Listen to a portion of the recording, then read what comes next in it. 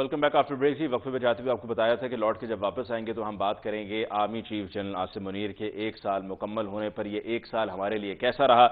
यकीनन army chief की मुद्दत मुलाजमत 3 साल और इन 3 सालों में हर साल हर दिन ही बड़ी अहमियत रखता है। तो 1 साल मुकम्मल होने पर यकीनन इसका अगर हम एनालिसिस करें, जायजा लें कि सूरत हाल क्या रही, तो यकीनन खुशी होती है कि मुल्क अब तरक्की की राहों पर गामजन है।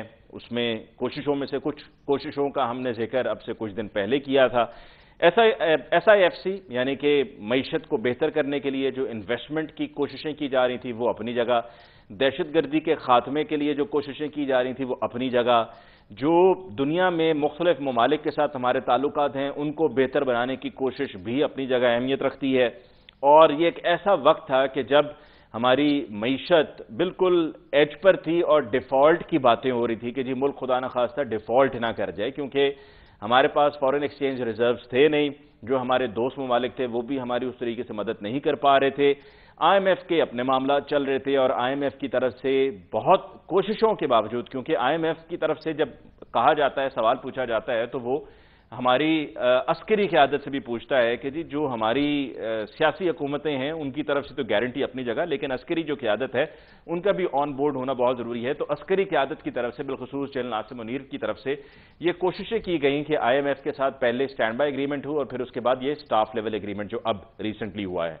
और ये स्टाफ लेवल एग्रीमेंट के साथ साथ आपने भी ये रिसेंट दिनों में ये भी देखा है कि जिस तरीके से जाके मुत्तहिदा अरब अमारात और इस तरह से दीगर और ममालिक में करंटली कुवैत और उससे पहले UAE में जाकर अहम मुलाकातें हुई और वहां से पाकिस्तान में सरमायाकारी के लिए उनको रजामंद किया गया है, जो कि बड़ा ही मुश्किल और एक अपहिल टास्क था। और ये तमाम कोशिशें, इनके नताइज हमें नजर भी आ रहे हैं। आप देखिए कि फ्यूल पहले कहां था, अब फ्यूल की प्राइसेस कहां हैं, डॉलर पहले कहां पर था, दीगर और करेंसीज कहां पर थी और अब उन करेंसीज की पोजीशन क्या है। पाकिस्तानी रुपए की कदर में इजाफा हुआ है। और अगस्त में जब पिछली ये गवर्नमेंट गई PDM की, तो उस वक्त जाते ही आपने देखा कि एकदम से शूट अप किया और 300 प्लस क्या 350 के करीब पहुंच रहा था कि जब जाकर ये तमाम एफर्ट्स किए गए, जो स्मगलिंग थी उसको रोका गया और साथ साथ दहशतगर्दी का एक महाज था उसको देखा गया, जो हमारे खारजा अमूर थे उन पर कोशिश की गई, फोकस किया गया, मईशत को बेहतर बनाया गया, ज़राअत पे फोकस किया गया।